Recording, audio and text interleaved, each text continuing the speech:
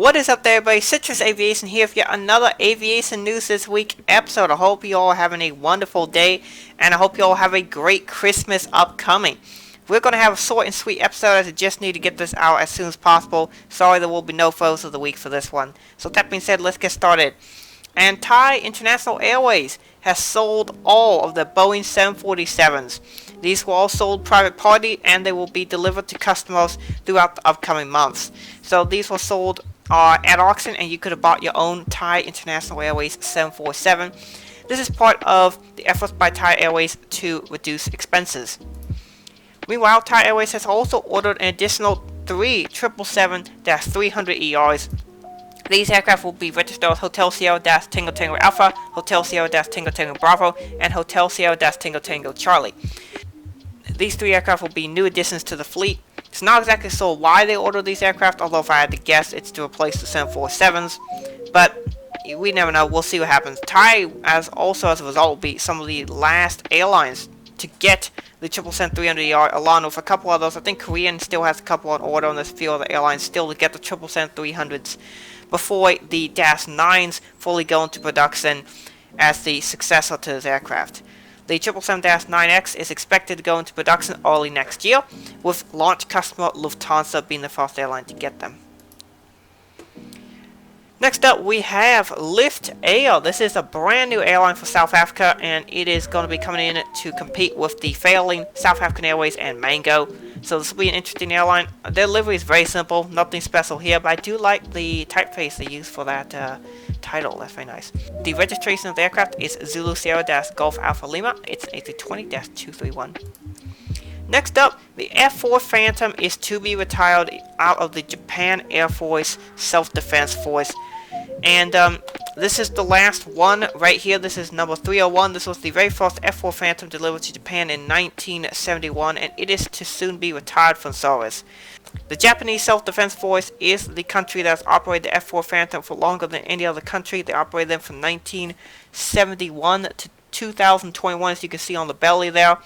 And the aircraft is to soon be retired and withdrawn from service in favor of newer, more modern aircraft such as the F-15 Eagles. The F-4 Phantom is an excellent aircraft, particularly once they fixed the issue of it not having a gun pod. But the aircraft has been very reliable, very powerful, had great JTD engines, which, by the way, similar versions of these engines were used in the McDonnell Douglas MD-80 series aircraft, and these were just fantastic aircraft, very reliable. Pilots and crews loved them, and it's sad to see the last operator in the world finally retire them, and this aircraft is in a retro livery showing what it might look like when it was delivered. So this is really cool that the Japan Air Force is celebrating and honoring this aircraft type. Next up, there's a new special livery for Air St. Pierre. This is a airline that has just gotten the first ATR 42-600 as well. So this is a new aircraft type for them and a new livery. I actually like this livery. It's pretty colorful, pretty cool. This aircraft currently wears the test registration of Foxtrot-Oscar Romeo Lima Bravo, and it will be delivered to Iceland soon. This picture was taken on the 12th of December. The F-4 Phantom, that was from the 10th, as well as the Lift Air. Next up, we have the first brand new Embraer 314 Super Tucano. I think that's how it's pronounced, for the Turkmenistan Air Force. This is a brand new aircraft type. It is basically meant as a trainer aircraft that can also be used as somewhat of an attack and ground support aircraft. And this aircraft is registered Papa Tango Zulu Hotel India. And this was taken on the 13th of December in Spain. Pretty cool aircraft here. It's an interesting design. I'll be interested to see if any other air forces get this as well. Next up, we have a new special livery for Solicide Air. I'm not sure how to pronounce that, but it's a Japanese airline. Juliet Alpha 812 X-ray is the registration, and I don't know what the special livery is for, but it's an interesting livery. This picture was taken on the 15th of December. Also on the 15th of December, big news. The Russian-built MC-21-310 has now flown with the engines that it will have equipped. These are the Russian RD-14 engines, and this is what the aircraft will look like with those engines, and this is a bare metal skin version. To be honest, this aircraft doesn't look horribly ugly. I mean, it kind of looks like an A321 ripoff. I mean, yes, the Russians are great ripping off other designs, but I think this aircraft could actually be decently successful, particularly there in the country of Russia. I think a bunch of airlines will buy this. But yeah, it'll be interesting to see what happens. And yeah, it's cool to see that the progression of this aircraft is continuing and that it'll soon probably be delivered to customers, I suspect, here in the next year or two. ZipAir will be starting service to the United States of America. This will be operated on the Boeing 787s from Honolulu, and it'll be going to Tokyo Narita. I believe that's the airport they'll be operating out of for that.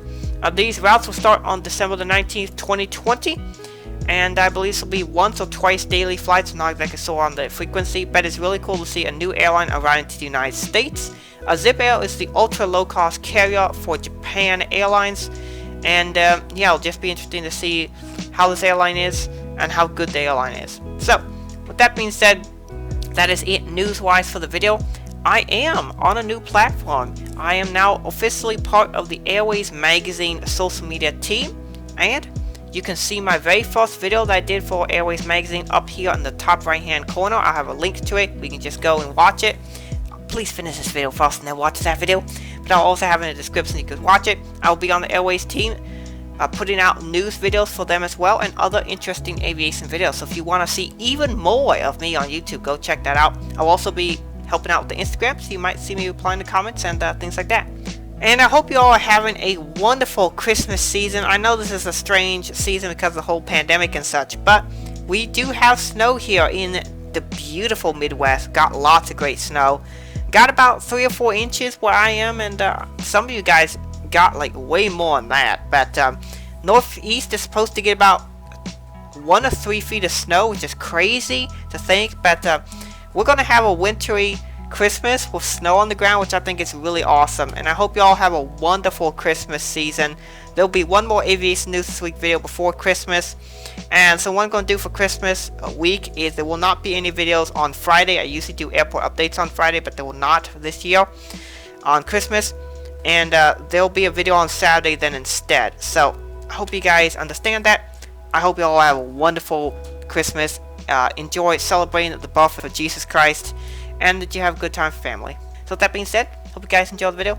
Thanks for watching. Have a great rest of your day. Merry Christmas, and God bless you.